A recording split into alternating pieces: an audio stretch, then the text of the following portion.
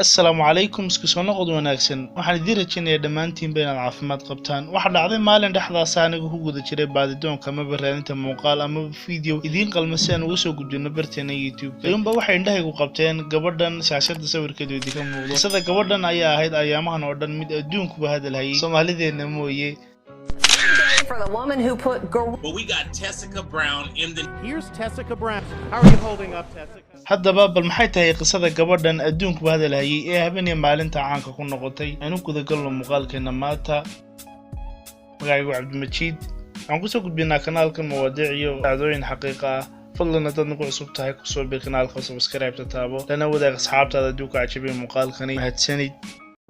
ugu horreyntii waxaa lagu magacaabaa gabadhan ay qisada maanteena ku saabsiisan tahay Tessica Brown waxay sidii caadada ahayd gabadhan Tessica Brown lagu magacaabay ay soo kacday subaxyada ka mid ah waxaana guda gashay inay isu diyaarisay shaqadeedii oo ay ka daahsaneed amaba ay ka habsaantay almuhim intii ay ku guda jirtay isku diyaarinta shaqadeeda ay muraayada horteeda taagneed ayaa waxay bilowday is hagaajiso amaba ay hagaajiso timaheeda oo ay jiifjiifiso maadaama marka uu qofka hurdada ka soo kaco ay jaadabiyada ama cufisjiidka timuhu ay kor noqdaan ay kor u istaagtaagaan timaha qofku intaas kadib waxay gabadhii Tessica Brown ahayd u dhaqaaqday dhankii uu ku xigay creamka timuhu si ay bal u mariso timaheedan kor u taagtaagan si ay ugu fududaato inay jiifsadaan timaheedani balse markay dul tagtay creamka meeshii uu ka xigay ama dhankii uu ka xigay waaba uu maran yahay oo uu dhamaaday creamkii markay aragtayna Tessica inuu dhamaaday creamkii isma ay odhan mid kale amaba cream kale soo iibsay waxay soo qaadatay daawade ay timaheedii marisay waxa loo yaqaan super glue-kan shaashada idinka muuqda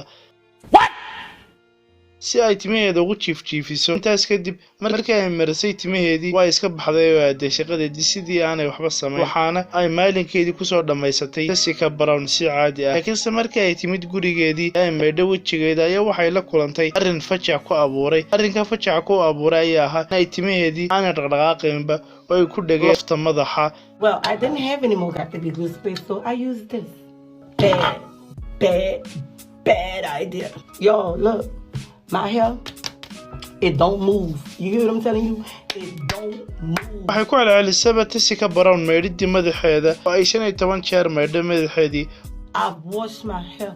15 times and it don't move. oo aanay waxba iska bedelin walna timaheedii sidiiba ay ugu dhagsan yihiin dhakada amaba lafta madaxa waxaanay xaalka Tessica sidan ahaa muddo dhan bil oo ay super glue-ka kaga dhagsanaa timaheeda Hey y'all, for those of y'all that know me know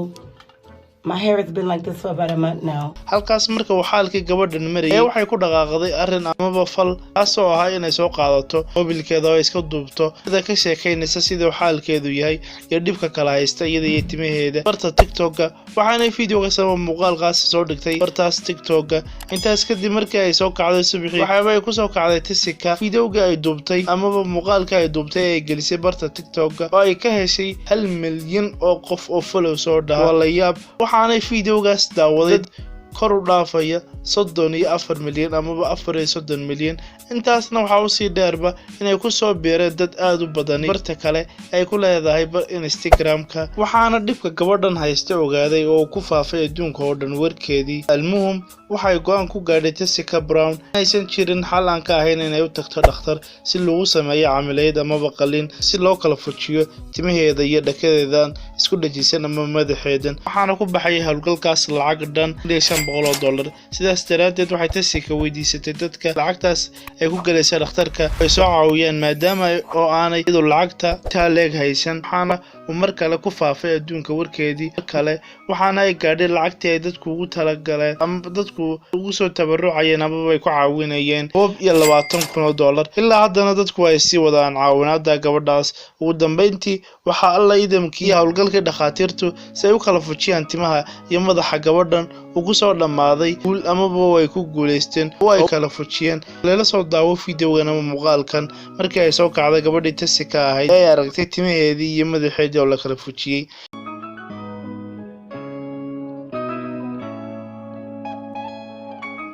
intaas kuma eekeen qisada gabadhan markii ay sida uga soo baxday baa dhakhtarkii waxa uu mid ka mid ah dadka hantiilayaasha ah oo noolaa magaaladaas uu siiyay hadiidaas oo ahayd mid ka mid ah wadada qaaliga soo saarta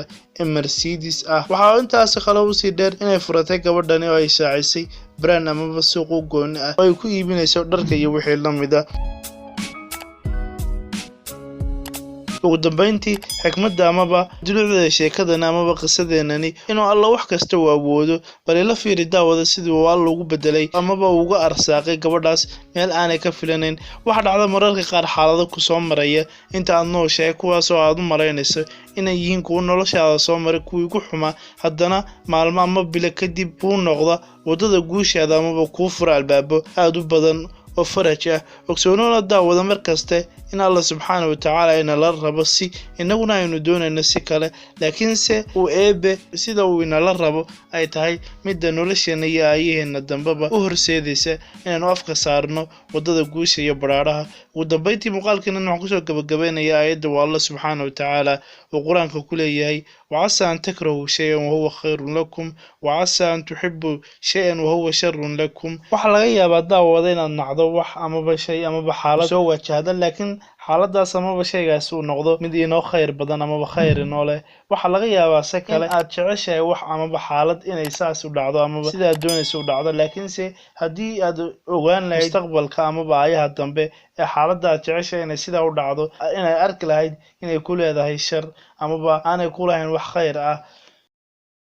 muuqaalkan maanta intaasaan kusoo gabagabeynaya intaan ku kulmi doono muuqaalka xiga waxaad ku dhaafayaa sidaas iyo nabadgeliyo fadlan hadduu ku cajabay muuqaalkanina nagu soo bir kanaalka oo subscribe taabo lana wadaag asxaabtaada haddii uu ku cajabiyo mahadsanid